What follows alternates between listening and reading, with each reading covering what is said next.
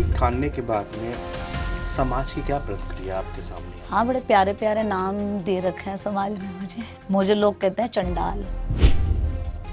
इस सेवा की शुरुआत एक ऐसी हारी हुई बहन ने करी थी जिसकी आंखों के सामने उसके भाई को मार दिया गया। मैंने जैसे शमशान में पैर रखा, मैं सामने देखती हूँ कि शिवलिंग बनी हुई है, शिव का मंदिर है। पता नहीं क्या हुआ, मैं शिवलिंग को पकड़कर जोर जोर से रोने लगी। आप शमशान अकेले गई थी? हाँ, मैं शमशान अकेले गई थी। मैं तकरीबन 5,500 से ज्यादा लावारिस लाशों का दाह संस्कार कर चुकी हूँ। शमशान की मीनिंग है सबकी शान एक, शमशान।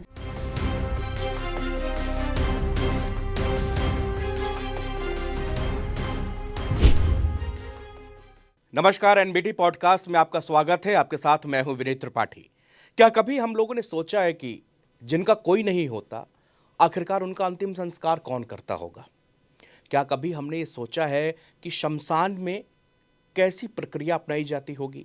कभी हमने सोचा है कि दिल्ली जैसे महानगरों में या और भी तमाम मेट्रो शहर में कोई मजदूर कोई घर से बाहर आता है, लेकिन अगर किसी कारणवश उसकी मृत्यु हो जाती है तो कौन उसका अंतिम संस्कार करता होगा? एक सवाल और मन में आता है कि जिसके पास में पैसे नहीं है, वो फिनेंशियली रूप से बहुत कमजोर है, उसके साथ में कोई हादसा होता है तो फिर उसको अंतिम विदाई कौन देता होगा? कौन उसकी लाश को अंतिम संस्कार तक कराने ले जाता होगा? इस काम के लिए आगे आई एक लड़की। वो लड़की आज जिसको पूरा देश पहचान रहा है। उस देश की लड़की को सभी लोग ये कहते हैं कि अंतिम संस्कार अगर किसी को कोई अंतिम विदाई दे रहा है तो वो है पूजा शर्मा।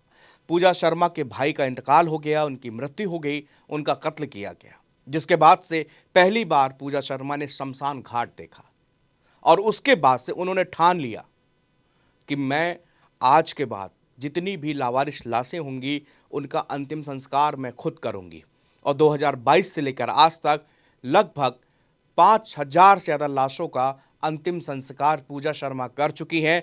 नवभारत टाइम्स की स्टूडियो में उनका बहुत बहुत स्वागत है। वो यहाँ पर समय निकाल कर आई और उनसे ढेर सारी बातचीत इस समाज को लेकर, जिस समाज ने उनको बुरा बनाया, जिस समाज ने उनको तमाम तरीके की बातें कही, लेकिन वो क्या सोचती हैं, उन्होंने बिना कुछ सोचे हुए आगे बढ़ती गई और आज पूरे देश भर में उनकी मिसाल है। और वो उनका सपना है कि वो चाहती हैं कि देश के हर प्रदेश में, हर शहर में एक पूजा शर्मा ऐसी हो जो लावारिस लाशों का अंतिम विदाई दे सके। और नवभारत टाइम्स के स्टूडियो में आज उनका बहुत बहुत स्वागत है। पूजा जी, आपने समय निकाला और हमसे आप बातचीत कर रहे हैं। सबसे पहले तो हम आपको सलाम करते हैं कि आपने एक ऐसा काम जिसको कोई नहीं करना चाहता जी, नमस्ते जी।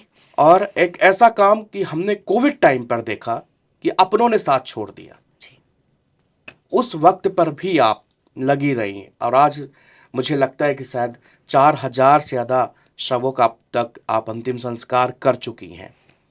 ये बहुत एक छोटा सवाल है, कई बार मुझे लगता है कि आपसे पूछा भी गया होगा, ये कैसे, ये पावर कहाँ से आई? इसे हम पावर नहीं बोल सकते। जब इस सेवा की शुरुआत हुई, इस सेवा की शुरुआत एक ऐसी हारी हुई बहन ने करी थी जिसकी आंखों के सामने उसके भाई को मार दिया गया और वो कुछ नहीं कर पाई, उसे बचा नहीं पाई। 13 मार्च 2022 में मेरे जो बड़े भैया थे, मैं दिल्ली के नंद नगरी इलाके में रहती हूँ, वहाँ पर एक छोटे से झगड़े में मेरे भाई को गोली मार दी गई मेरी आंखों के सामने।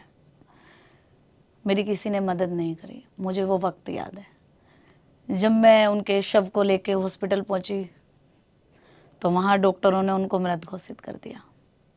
उस वक्त हिम्मत नहीं बची थी कि मैं अपनी 90 साल की बूढ़ी दादी या अपने पिता को किस मुंह से बताऊंगी कि भाई इस दुनिया में नहीं रहा। मैं अपने भाई की जो बॉडी है उसको हॉस्पिटल में छोड़कर और जहाँ उसकी हत्या हुई थी वहाँ आ गई, क्योंकि भाई की हत्या एरिया में हुई थी, लोगों को पता चल चुका था।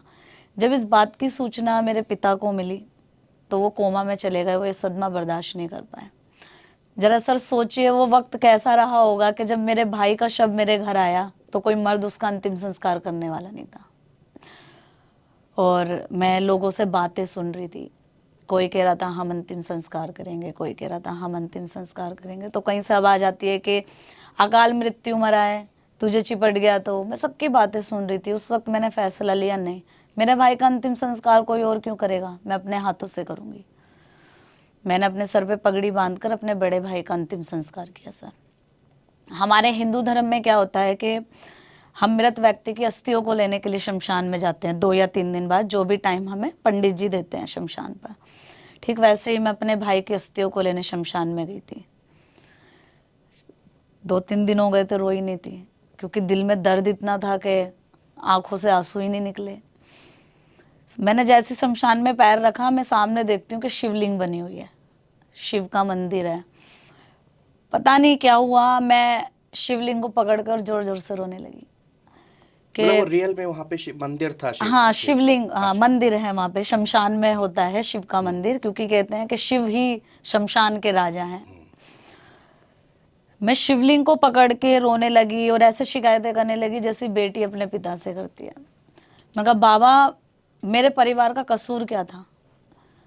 आपने मेरी माँ को छीन लिया, आपने मेरे भाई को छीन लिया, मेरे पापा आज कोमा में है, मुझे नहीं पता मैं उनको दोबारा जिंदगी में देख पाऊंगी या नहीं देख पाऊंगी। पता नहीं सर मुझे उस वक्त क्या हुआ, मैं वहां से उठी और मेरे भाई की जो चिता थी मैं वहां चली गई। मेरे भाई की जो चिता की राख थी मैं उसे अपने माथे पर, अपने चेहरे पर, अपने बदन पे मलने आप लगी। शमशान अकेले गई थी? हाँ, मैं शमशान अकेले गई थी। तो वहां पर जो पंडित जी थे उन्होंने मेरी वीडियो बना ली, इस डर से कि कभी ऐसा वाक्य नहीं देखा, मतलब एक इंसान एक मृत व्यक्ति की राख को अपने शरीर पे मल रहा है, वो भी लड़की। लेकिन उस वक्त मैं एक प्रण ले रही थी, क्योंकि मेरे दिल और दिमाग पर एक बात बहुत गहरा असर कर गई थी। वो ये था कि अगर भाई की हत्या एरिया में नहीं हुई होती तो मैं शायद वो हिम्मत कभी नहीं जुटा पाती कि मैं दादी पापा को बता पाती कि भाई इस दुनिया में नहीं रहा, तो मेरे भाई को लवारिस में जला देते। तो जो लोग रोडों पे पड़े हैं, या कोई तो ऐसी बहन होगी ना जो अपने भाई को अकेला छोड़ गई होगी मेरी तरह, जिसमें हिम्मत नहीं बची होगी, उनके लिए कौन ही करता होगा।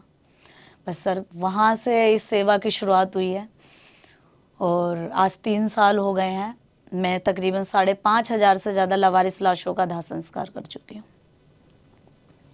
ये जब आप अकेले शमशान में गई और आपने वो पूरी चीज़ों को देखा, और मतलब आपका शिव से एक ऐसा कुछ लगा हुआ कि आप जितना 2 दिन से आप रोई नहीं थी, कुछ नहीं, तो उतना सब आपका गुबार, शिकायतें सब महादेव के आगे, और जी वहीं से आपको जी, मतलब बाबा ने ही, ऐसा लगता है कि शायद आज मतलब मुझे ऐसा महसूस होता है कि भोलेनाथ ने मुझे इतना बड़ा दर्द इसलिए दिया ताकि मैं उन लोगों के लिए कुछ कर सकूं जिनका कोई नहीं है। मुझे आज ऐसा महसूस होता है, क्योंकि कहते हैं ना सर कि भगवान तुम्हारे को कोई भी चीज़ देने से पहले आजमाते हैं कि क्या तुम उस पर खरे उतर पाओगे। और वो तो मुझे इतनी बड़ी सेवा देने वाले थे, तो इतना दर्द तो देना शायद उनका बनता था। ये ठानने के बाद में समाज की क्या प्रतिक्रिया आपके सामने आई? हाँ, बड़े प्यारे प्यारे नाम दे रखे हैं समाज ने मुझे। मुझे लोग कहते हैं चंडाल, अघोरी, इसकी तो कभी शादी नहीं होगी, ये तो इसके पीछे तो आत्माएं चलती हैं, ये तो पागल हो गई है, शमशानों में भटकती है, मुर्दों में घूमती है, इसको तो घर में अगर हम बिठाएंगे तो हमारे घर बर्बाद हो जाएंगे, क्योंकि इसके पीछे जो बुरी आत्माएं हैं इसके साथ हमारे घर में आ जाएगी। ऐसे प्यारे प्यारे नाम मुझे समाज द्वारा ही मिले हैं। जब से आपने ये ठाना और आपके दादी को या घर में जी, तो उनका कैसा रिएक्शन था?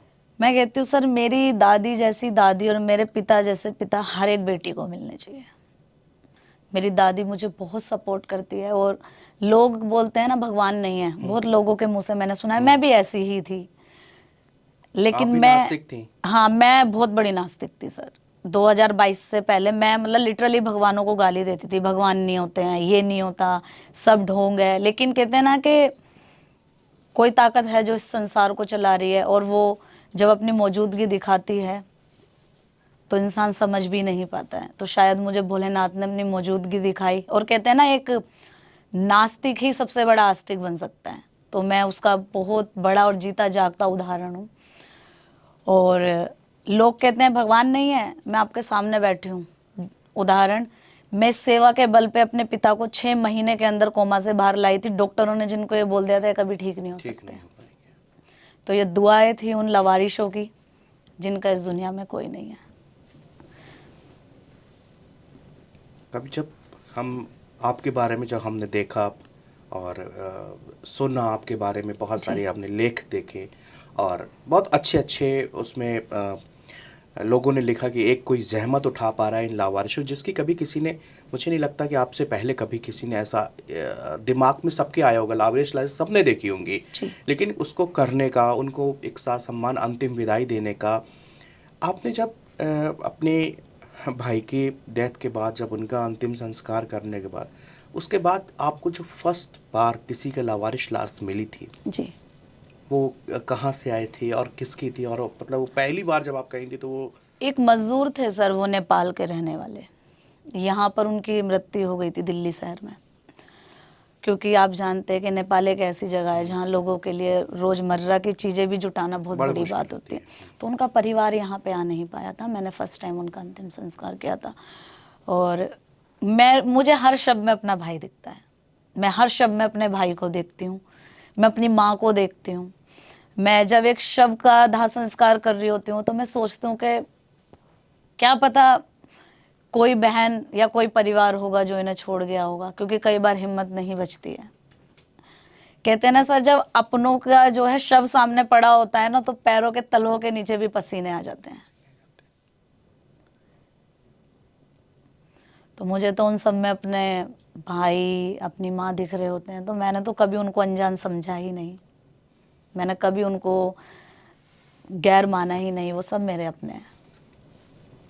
समाज से आपको जितना आपने बताया कि ये आपको तमाम तरीके के नाम समाज द्वारा दे दिए गए, जी। लेकिन कभी सपोर्ट के लिए कोई हाथ आगे नहीं आया? कभी किसी ने कहा नहीं कि पूजा तुम बेटा बहुत बढ़िया काम कर रही हो, चलो मैं तुम्हारे साथ हूँ?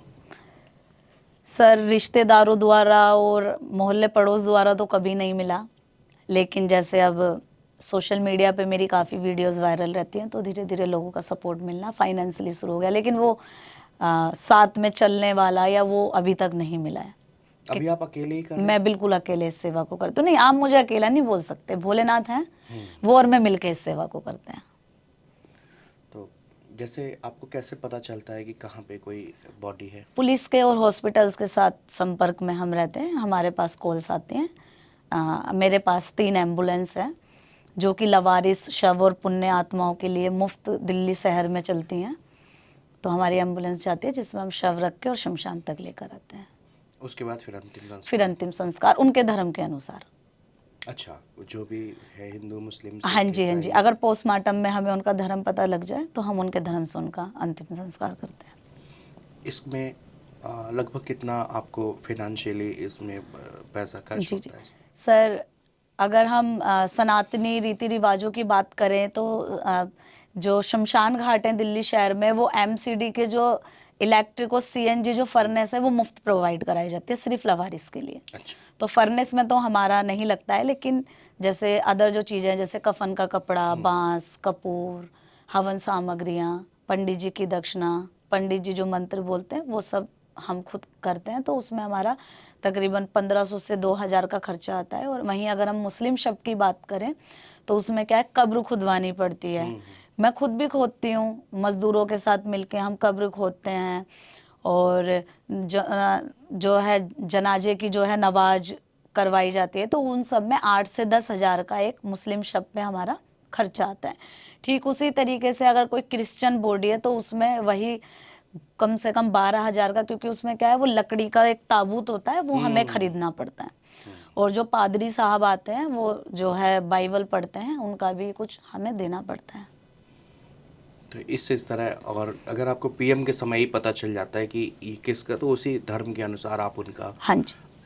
सरकार की तरफ से या कोई संस्था प्राइवेट या कोई ऐसे, आप, क्योंकि इसमें मुझे लगता है बहुत लागत आ जाती होगी, और जी। चूँकि आपके पास में सोर्स उस टाइप का नहीं है कि आप बहुत इजीली इन सब चीज़ों को एफर्ट कर पाए, तो इसके लिए कभी कोई प्रयास, कोई आगे आया, कोई एनजीओ आया, कोई, या कोई ऐसे व्यक्ति आए जिन्होंने आपकी मदद करने का भरोसा दिया हो? अभी तो ऐसा नहीं है सर, लेकिन धीरे धीरे लोग जुड़ने लगे हैं, और मुझे लगता है कि शायद अभी अच्छा जो है मदद मिलनी शुरू हुई है, तो आगे अच्छा होगा। अभी आप मदद मिलने लगी है? हाँ जी, धीरे धीरे मदद मिलनी शुरू अच्छा, कभी कभी आपको डर लगा है? बिल्कुल भी नहीं। फर्स्ट टाइम भी नहीं लगा था? नहीं, वो उस वक्त दर्द इतना था दिल में कि वो डर ने अपनी जगह ही नहीं बनाई। उस वक्त मैंने अपने भाई को खोया था, तो वो दर्द इतना था कि डर अपनी जगह नहीं बना पाया। हमने शमशान के बारे में बहुत सारे किस्से सुने हैं जी। कि शमशान में एक मटकी टंगी होती है, उसको छू लेना मत, पीपल का पेड़ है वहाँ मत बैठ जाना, नहीं तुम ख़त्म हो जाओगे वहाँ पे। अब अजीब अजीब सी आवाज़ें आती हैं वहाँ पे, शव कभी कभी चलते हुए नज़र आ जाते हैं, कभी ये होता है कभी वो होता है, कभी आत्मा। आप आपसे ज़्यादा शमशान के बारे में शायद कौन, 4.5 या 5 आप बता रही हैं कितने सारे शवों का अंतिम संस्कार, क्या लगता है वह ये, क्या ये बातें एग्जिस्ट करती हैं? क्या है इस समाज में अंधविश्वास को बढ़ावा दिया गया? होता क्या एक्चुअल में शमशान में? सब झूठ है। ये लोगों ने डर का धंधा खोला हुआ है। ये आजकल नए नए गुरु जो आ गए हैं, जो बाल घुमाकर और तेरे पे भूत है और तेरे पे जिंदा ये करने का जो काम कर रहे हैं, इन्होंने अपने धंधे को बढ़ाने के लिए इस तरीके की फालतू की चीजों को फैलाया है। शमशान से शुद्ध कोई जगह नहीं है। आप एक जिंदा है, एक जिंदा इंसान है, आप उसको थप्पड़ मारो उसको दर्द होगा ना, लेकिन एक मरे हुए इंसान को आप जलाते उसको दर्द होता है। यानी कि वो अपनी सारी चीजों से मुक्ति पा चुका है। बड़े बड़े लोग ये बोलते हैं, बड़े बड़े विद्वान, के भाई जब तक जिंदा हो कठिनाइयां तो आएंगी, मरने के बाद तो कठिनाइयां खत्म हो जाती है। जहां पर एक शरीर को पंच तत्वों में विलीन होने के बाद मुक्ति मिल रही हो भोलेनाथ के चरणों में जाने में, वो शमशान अशुद्ध है, वहां आत्माएं भटकती हैं। शमशानों में आत्माएं नहीं होती हैं। शमशानों के अंदर हमारे पूजनीय हमारे पितृ बसते हैं। ये तो लोगों ने डर का धंधा खोला हुआ है। मुझे 3 साल हो गए सर, जब पीक ऑफ समर होता है या पीक ऑफ विंटर होता है तो पर डे 30 से 40 डेड बॉडी आती है। अब एक डेड बॉडी को जलने में 1.5 घंटा लगता है। मैं इलेक्ट्रिक और सीएनजी को जो है प्रमोट करती हूँ। मैं लकड़ियों के से दाह संस्कार के अगेंस्ट हूँ, मैं नहीं करती हूँ। अब जब एक डेड बॉडी को जलने के लिए 1.5 घंटा चाहिए, तो आप बता दीजिए 30 डेड बॉडी को जलने में कितने घंटे लगेंगे। मैं रात को शमशान से 2-2 3-3 बजे अपने घर आई हूँ, और तो और मैं अपने घर आके अकेले सोती हूँ बिल्कुल।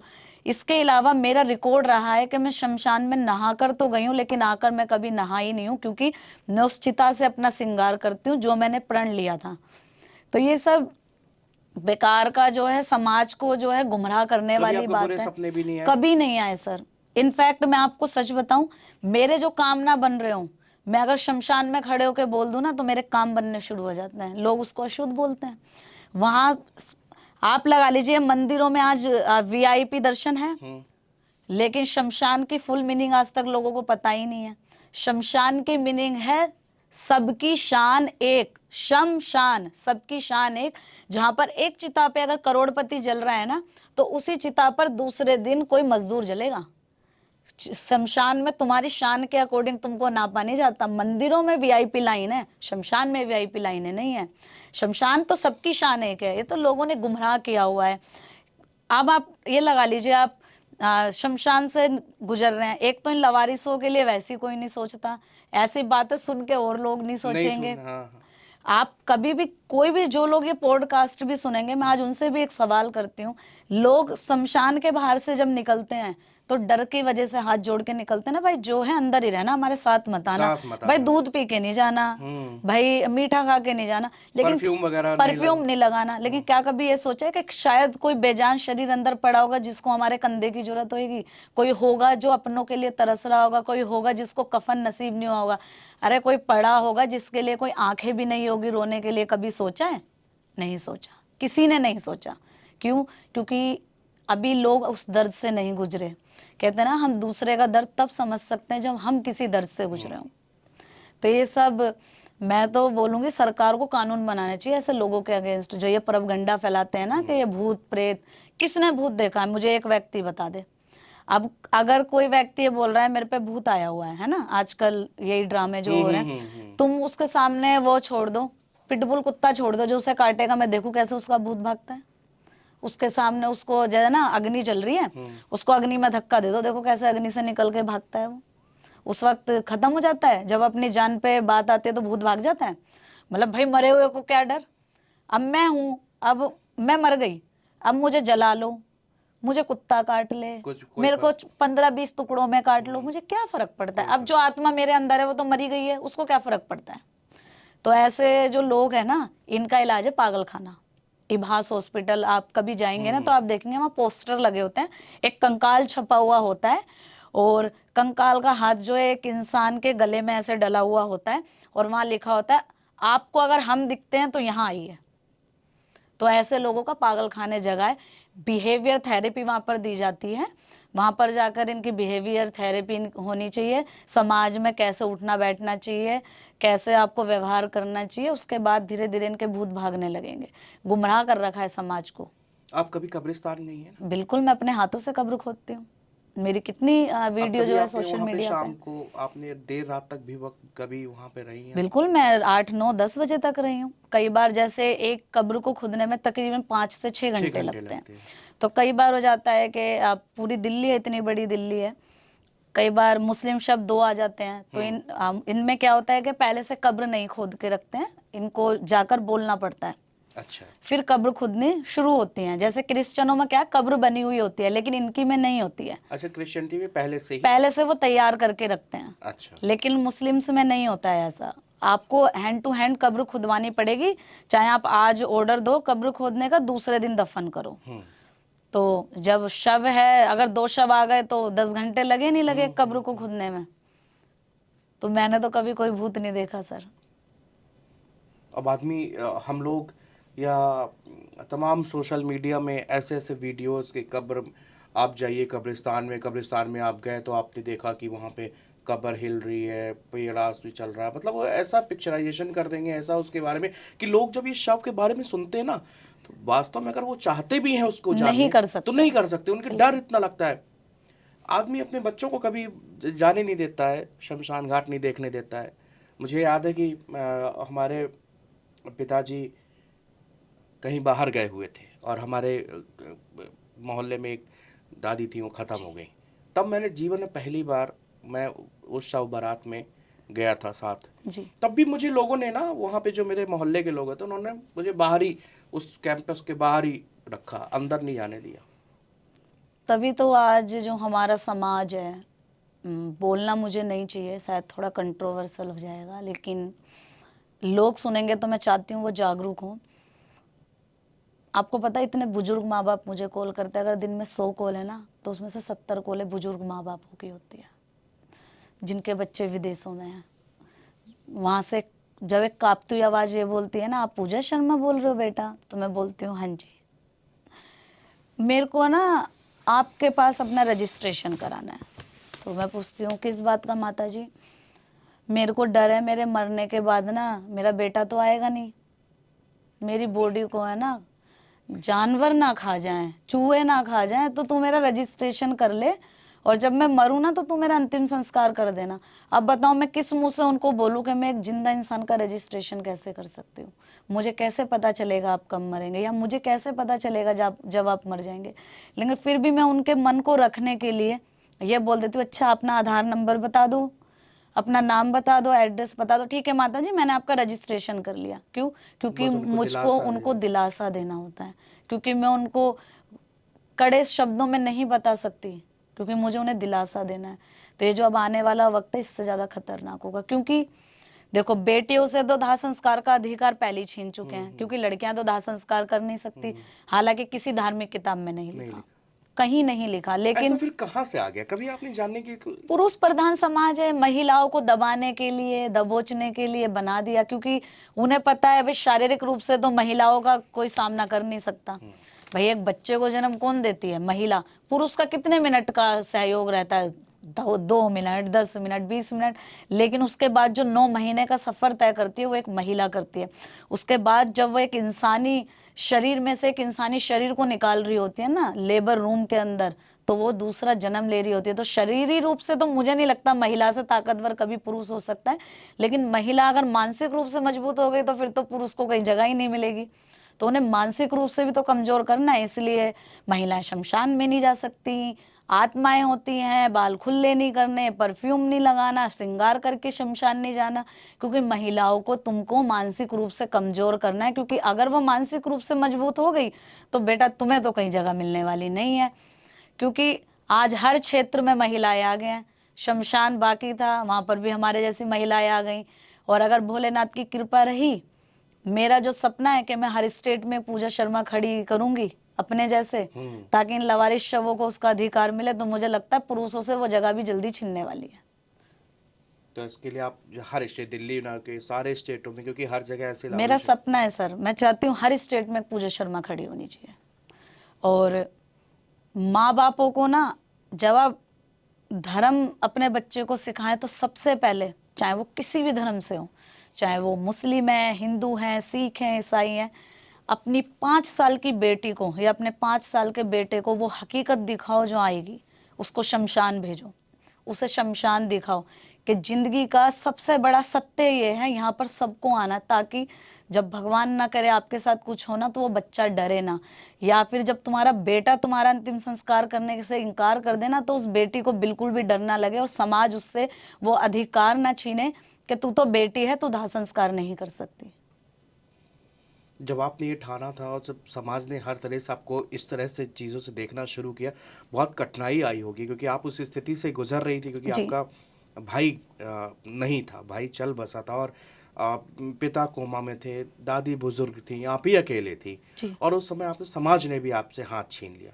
वो कितना डिफिकल्ट और पेनफुल, मतलब आपने, जिसको मुझे लगता है कि पूजा शर्मा जिस जगह बड़ी हुई, बचपन से खेली, यंग हुई, बड़ी हुई, उसने सब समाज को जाना, किसी को भाई बोलती होंगी, किसी को चाचा, किसी को ताऊ जी, किसी को, उन सब ने एकदम से, सिर्फ इस फैसले के बाद। मेरा तो सर लव मैरिज होने वाली थी, 7 साल का रिश्ता था मेरा, मेरी सगाई हो गई थी, मेरे से तो उसने भी हाथ खींच लिया था कि मैं क्या अपने लोगों को जवाब दूंगा कि जिससे मेरी शादी होने वाली है वो शमशानों में भटक रही है। एक चीज चुननी पड़ेगी, शादी या सेवा, तो मैंने शादी तोड़ के इस सेवा को चुना था। लेकिन मुझे ऐसा लगता है कि सर, इंसान ना हार दिमाग से मानता है। अगर मैं फिर वही बात दोबारा बोलने जा रही हूँ कि मानसिक रूप से अगर आप मजबूत है तो मुझे लगता है दुनिया की कोई चीज आपको हरा नहीं सकती, चाहे कितनी भी बड़ी चाहे दिक्कत। कितनी भी बड़ी दिक्कत आ जाए, क्योंकि आप हार शरीर से नहीं, दिमाग से मानते हैं।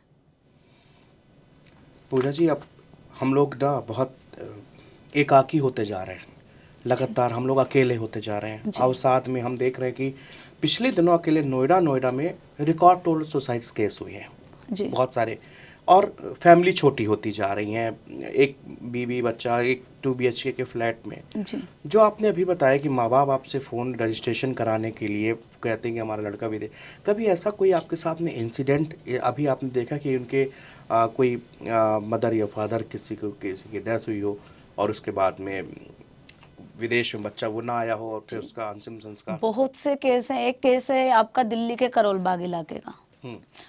वहाँ पे नेहरू पार्क पड़ता है, हम्म। वहाँ का इलाका था। एक बुजुर्ग थे जो कि वहाँ पे रहते थे। अब जब मोहल्ले पड़ोस में बदबू आनी शुरू हुई तो पुलिस को कॉल किया गया। तो जब वो गेट जो है तोड़ा गया, अंदर एंट्री करी तो देखते हैं बुजुर्ग की जो लाश है वो बेड पे पड़ी हुई है और उनकी बॉडी को चूहे वगैरह ने खाया हुआ है। तो उनके मतलब मुझे लगता है सिराने एक पे, हफ्ते कोई टाइम हो हाँ गया होगा हाँ हाँ वो। जी हाँ जी बिल्कुल। तो सिराने पे एक डायरी रखी थी, तो उसमें से बेटे और बेटी का नंबर निकाला गया। बेटे को कॉल करा जो कि अमेरिका में कार्यरत था, उसको कॉल करा तो उन्होंने बोला भाई मैं तो अमेरिका से नहीं आ सकता, मर गए तुम दाह संस्कार कर दो। बेटी को कॉल करा, उसकी किसी बिजनेसमैन से दुबई में शादी हो गई थी, तो कहती है मेरा तो कोई मतलब ही नहीं है पापा से, मेरी तो शादी हो गई है, तो आप कर दो दाह संस्कार। फिर वो उनका मैंने दाह संस्कार किया। तो ऐसे बहुत से केस हैं, बहुत केस हैं, ऐसे बहुत सारे मामले आते हैं। बहुत सारे मामले आते हैं सर। और सिर्फ दिल्ली नहीं, दिल्ली NCR से भी आते हैं।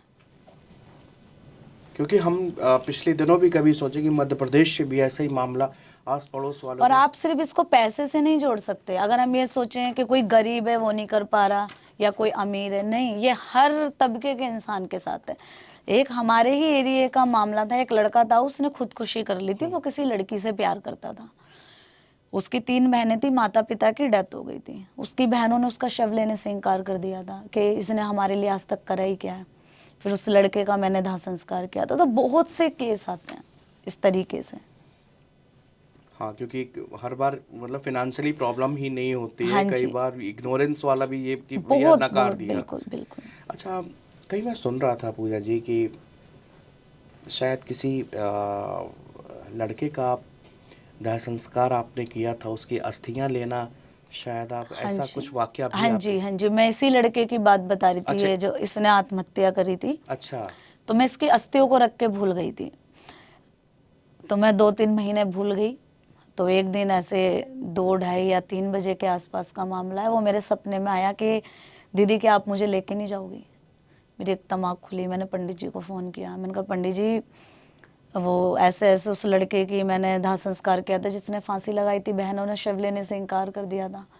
तो हाँ जी, हाँ जी, मैंने कहा उसकी अस्थियाँ कहाँ हैं? कि इस नंबर ट्रे में। मैंने कहा उसको पैक करो, सुबह लेके जाना है। तो मैं फिर उसको पूरे विधि विधान से हरिद्वार में विसर्जित करके आई थी। वो हमारे पूजनीय हैं, और अगर मैं उसको भूल गई हूँ तो उसका तो अधिकार था ना मुक्ति का, तो उसने अपना अधिकार मुझसे मांगा। लेकिन हाँ, ये भूत प्रेत बिल्कुल नहीं होते हैं, ये तो सब बेकार की चीजें लोगों ने बनाई हुई है। ये अपना आपके एक सपने में आया, आपने दूसरे दिन जाके वो अस्थि विसर्जन असित कर कर। दिया। अच्छा, जिस जैसे जब ये आप अंतिम संस्कार करती जी। है इसके बाद एक ये अपना अस्थियों के विसर्जन के नंबर आता है, तो आप ये क्या एक एक शव या फिर कैसे उसको गंगा जी में प्रवाहित करने के लिए एक साथ जाती हैं कई से ऐसा? सर एक्चुअल में ये होता है कि सेवा हमारी डेली होती है, 10 से 15 शव डेली के हैं। डेली है रूटीन? डेली के हमारे शव आते हैं, तो अब मैं प्रत्येक दिन तो नहीं जा सकती, इसलिए जैसे मैंने अपने बड़े बुजुर्गों से सुना है, मैंने अपनी दादी से सुना है कि जो अमावस होती है वो मृत व्यक्ति के लिए विशेष होती है। अच्छा। अमावस वाले दिन अगर मृत व्यक्ति का भोज किया जाए या उसके लिए कुछ किया जाए तो वो हम पितरों को लगता है, मतलब मृत व्यक्ति को लगता है। इसलिए मैंने अमावस एक दिन रखा हुआ है, जिस दिन मैं एक पूरे महीने जितने भी शवों का दाह संस्कार मैं करती हूँ, मैं उनकी अस्थियों को पोटली में बांध के रख देती हूँ। उसके बाद अमावस वाले दिन सती कंखल घाट हरिद्वार में पूरा विधि विधान करके, क्योंकि मैं इनको जब इनका दाह संस्कार करती हूँ तो मैं इनको अपना गोत्र दान दे देती हूँ, क्योंकि जो अस्थि विसर्जन होता है उसमें गोत्र बहुत मान्य होता है, बिना गोत्र के मुक्ति नहीं है। तो मैं इनको गोत्र देती हूँ, उसी गोत्र से मैं पूरे विधि विधान से इनका पिंडदान करके इनका अस्थि विसर्जन करती हूँ। उसके बाद एक छोटा सा मृत भोज गरीबों के लिए इनके नाम का रखा जाता है, ताकि इनको मुक्ति प्राप्त हो सके। हाँ, जिसको हम लोग जैसे 13वीं तेरामी उतना लेवल पे तो मैं नहीं कर पाती हाँ, हूँ, लेकिन लेकिन जो आसपास थोड़ा पड़ोस बहुत के जो गरीबों को गरीबों को मैं, उनको खाना खिला दिया। हाँ जी, और इसी तरह उनका अंतिम संस्कार पूरा पूरी एक विधि, प्रक्रिया ताकि विधि उनको विधान। ये महसूस ना हो कि हम लवारिस हैं। उनको मरने के बाद भी अगर भगवान के पास वो गए हैं तो कम से कम वहां से देखेंगे तो कोई तो है जिनने हमारे को जो है पूरा अधिकार दिया, ताकि इनको कम से कम आखिरी वक्त पे तो ना लगे कि हम ताउम्र तो अकेले जिए और आखिरी वक्त पे भी अकेले थे।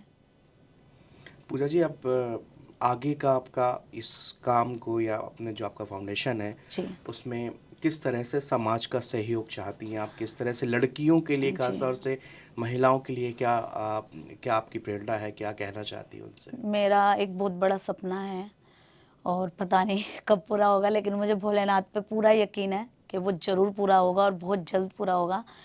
मेरा सपना है कि दिल्ली शहर में मैं एक ऐसा शमशान घाट बनाना चाहती हूँ जो कि बिल्कुल फ्री ऑफ कॉस्ट हो, जहाँ पर किसी गरीब व्यक्ति को मरने के बाद ये ना सोचना पड़े कि हमारा अंतिम संस्कार कैसे हो, या फिर परिवार जिस पे पैसा नहीं है उसको ये ना सोचना पड़े कि हम इसका अंतिम संस्कार कैसे करें, क्योंकि अंतिम संस्कार हर एक प्रत्येक मृत व्यक्ति का अधिकार है। तो वो बिल्कुल फ्री ऑफ कॉस्ट में करना चाहती हूँ, मेरा आने वाला सपना है, और आई होप के भोलेनाथ के आशीर्वाद और लोगों के सपोर्ट से मैं इसको पूरा कर सकूँ।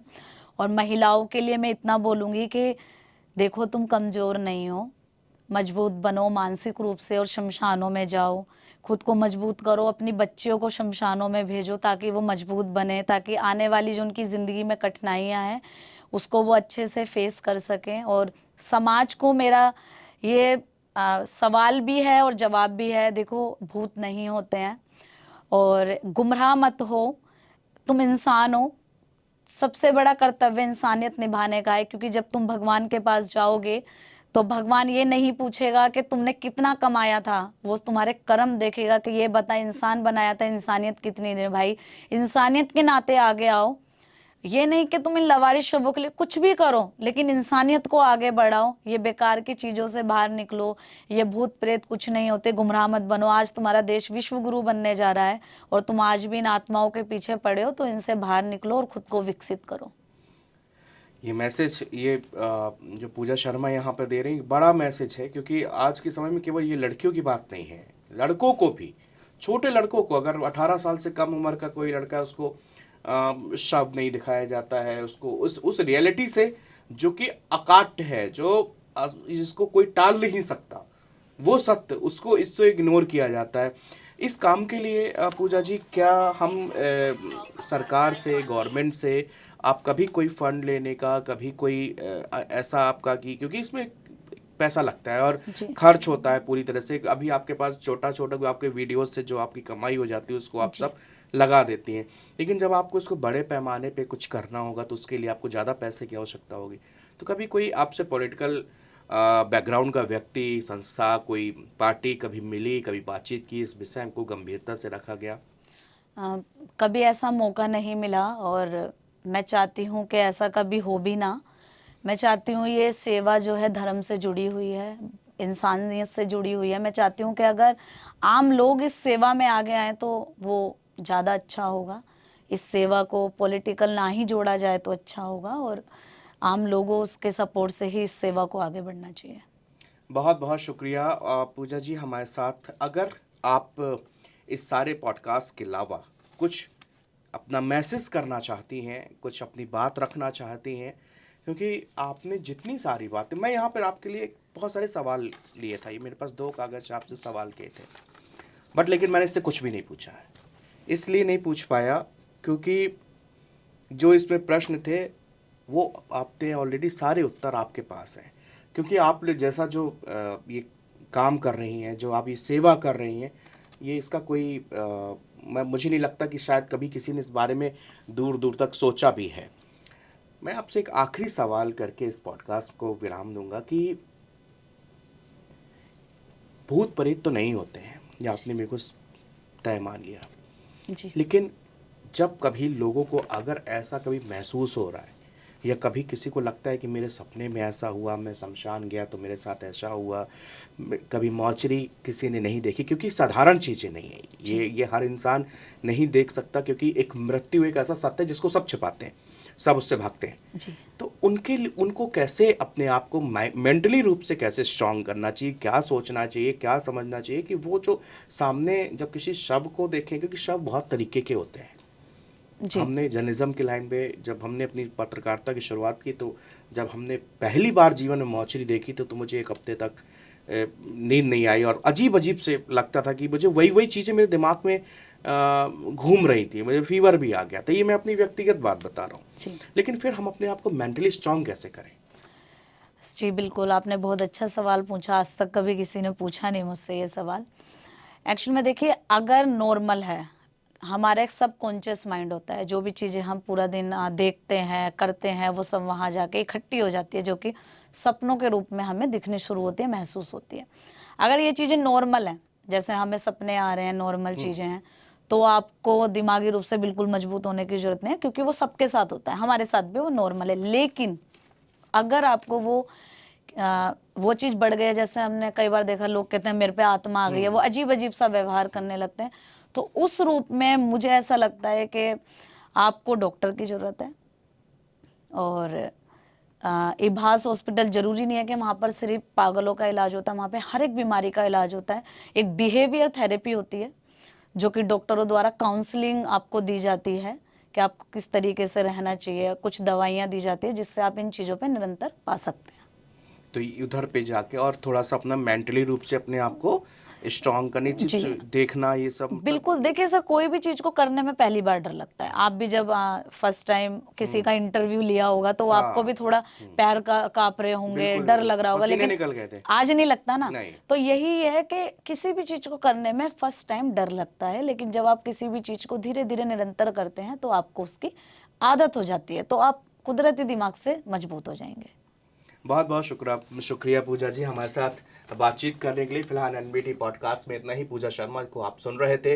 इनकी वो कहानियाँ जो प्रेरित भी करती हैं और आपको मजबूत बनाती हैं कि आपको स्ट्रांग रहना है भी, क्योंकि मैंने इस पॉडकास्ट के शुरुआत में ही ओशो का जिक्र किया था, उनकी किताब का कोट का जिक्र किया था कि शायद अगर सारे अंतिम संस्कार करने की जगह गांव के बीच में बनाई जाती, जहाँ से बच्चा बच्चा उसको देखता, तो वो अपने जीवन में कभी उससे भय नहीं खाता। आपने उसको, समाज ने एक कोने में जगह दी जहाँ से कोई नहीं गुजरता, किसी को नहीं बताया जाता, लेकिन ये मृत्यु अटल है। और जिस तरह लावारिश लाशों को पूजा जी एक साथ सम्मान उनको अंतिम विदाई दे रही है, ये बहुत सराहनीय काम है, बहुत नेक काम है। और मैं चाहूँगा आगे आइए, बढ़िए, इनका सपोर्ट करिए, इनका हर तरीके से इनके साथ रहिए, क्योंकि ये काम कोई नहीं कर सकता। कोई साधारण व्यक्ति इसको अपने घर में किसी की मृत्यु हो जाती है, तब हम देखते हैं कि नहाना है, इनको छूना है, कितनी तरीके की चीज़ें होती हैं, लेकिन हर दिन ये 10-15 लाशों का अंतिम संस्कार कर रही हैं।